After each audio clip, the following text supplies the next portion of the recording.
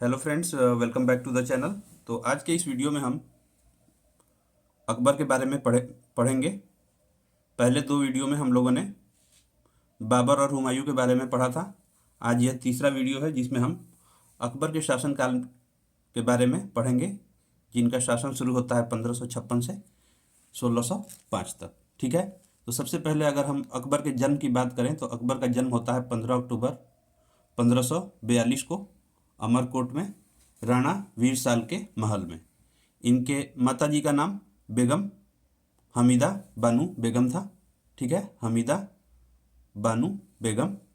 और अकबर के जो संरक्षक थे, यानी टीचर एक तरह से बोल सकते हैं, उनका नाम था बैरम खान, जिन्हें खानी बाबा के नाम से भी जाना जाता था। ठीक है। 13 वर्ष की आयु में अकबर का राज्याभिषेक होता है। कहाँ होता है? तो पंजाब के कलानौर में। पंजाब के कलानौर में 1556 में। ठीक है। 1556 में ही पानीपत की दूसरी लड़ाई होती है अकबर और हेमू के बीच में। हेमू जो था वह आदिल शाह का प्रधानमंत्री था और आदिल शाह ने हेमू को विक्रमादित्य की उपाधि दी थी। काफ़ी इंपॉर्टेंट क्वेश्चन है, बहुत बार पूछा गया है। हेमू को विक्रमादित्य की उपाधि किसने दी? तो आदिल शाह के द्वारा दिया गया था। ठीक है। तो पानीपत की दूसरी लड़ाई 1556 में होती है, जो अकबर और हेमू के बीच में होता है। अकबर के तरफ से अकबर के संरक्षक यानी अकबर के जो टीचर थे बैरम खान के द्वारा लड़ा गया था। ठीक है। 1561 में बैरम खान की हत्या कर दी जाती है।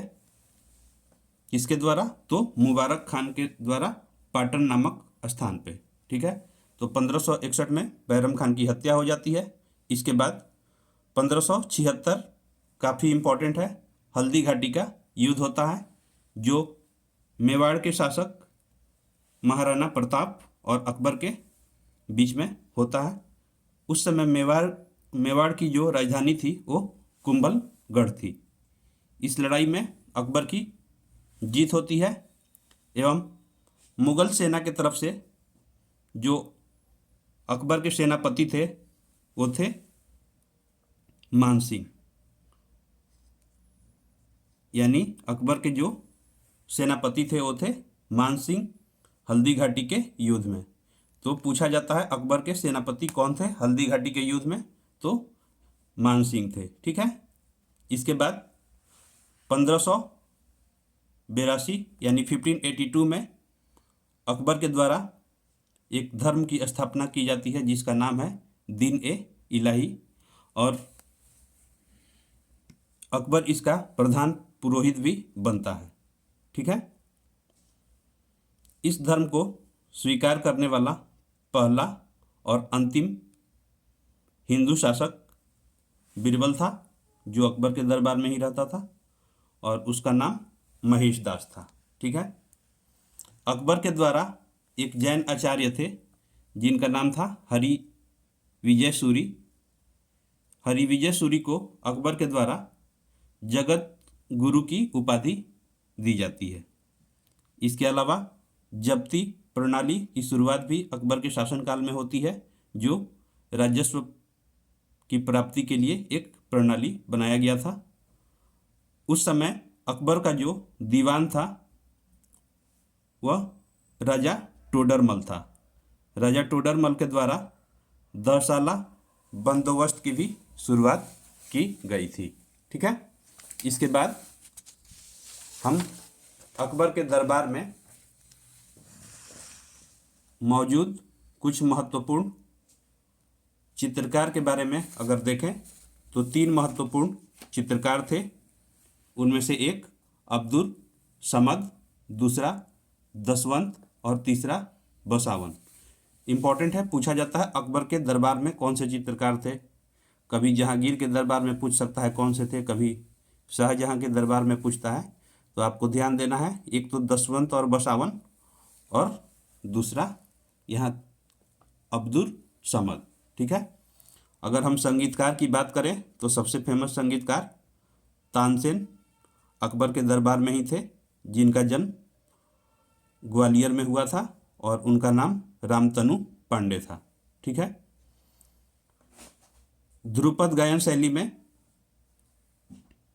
वो गाना गाते थे और उनकी प्रमुख कृतियाँ जो थी, जैसे मियाँ की टोड़ी, मियाँ का मल्हार, मियाँ का सारंग एवं दरबारी कान्हारा। ठीक है। तानसेन के अलावा बाज बहादुर और बैजू बाबरा भी अकबर के दरबार में संगीतकार थे। ठीक है। अब हम स्थापत्य कला की बात करें तो अकबर के द्वारा कुछ महत्वपूर्ण स्थापत्य कला का निर्माण कराया गया था, जिसमें से आगरा का किला, सबसे पहले अकबर के द्वारा बहुत किले का निर्माण कराया गया, तो जिसमें महत्वपूर्ण है आगरा का किला, इलाहाबाद का किला और लाहौर का किला।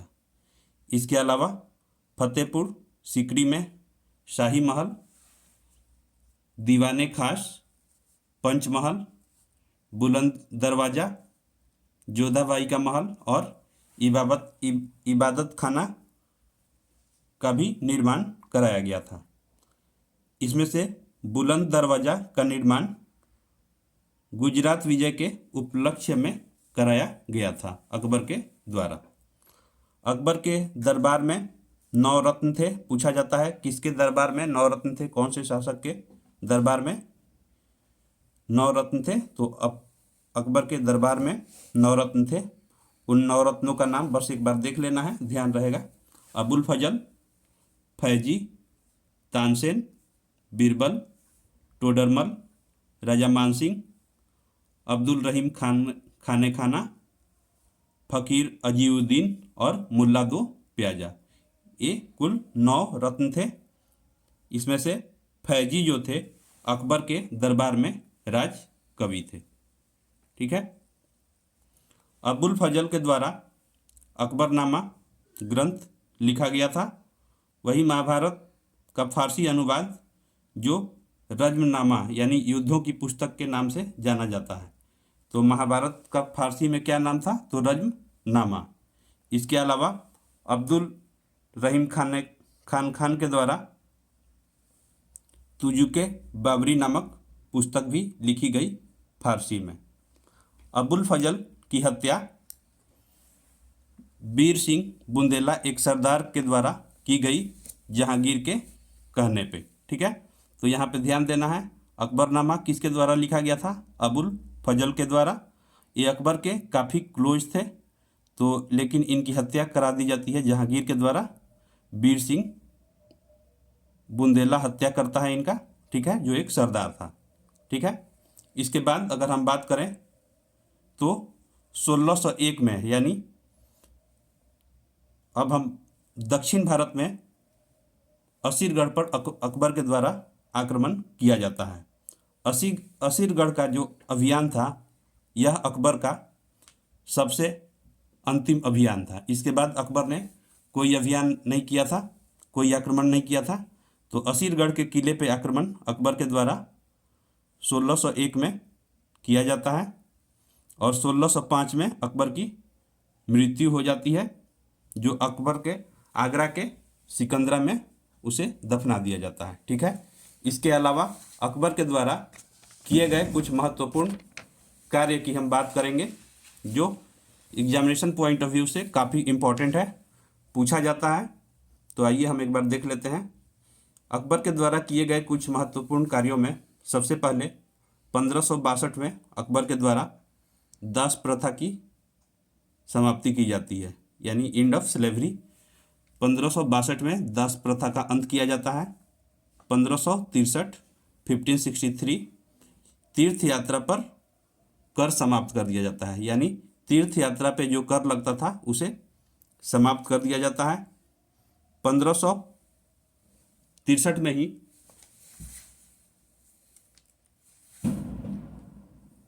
1564 में जजिया कर की भी समाप्ति अकबर के द्वारा की जाती है। जजिया कर एक टैक्स था जो नॉन मुस्लिम पॉपुलेशन पे लगाया जाता था। तो अकबर के द्वारा जजिया कर की भी समाप्ति की जाती है। 1571 में फतेहपुर सीकरी की स्थापना एवं राजधानी को आगरा से फतेहपुर सीकरी कर दिया जाता है। 1575 में अकबर के द्वारा इबादत खाने की स्थापना की जाती है, जिसमें सभी धर्म के लोग जा सकते थे। ठीक है। इसके बाद 1582 यानी 1582 में दीन ए इलाही धर्म की स्थापना की जाती है एवं 1585 में लाहौर को अकबर के द्वारा राजधानी बनाया जाता है। तो आई होप आपको ये वीडियो अच्छा लगा होगा तो ऐसे ही वीडियो से जुड़े रहने के लिए हमारे चैनल को सब्सक्राइब करें, वीडियो को लाइक करें, शेयर करें। Thank you so much. Thank you.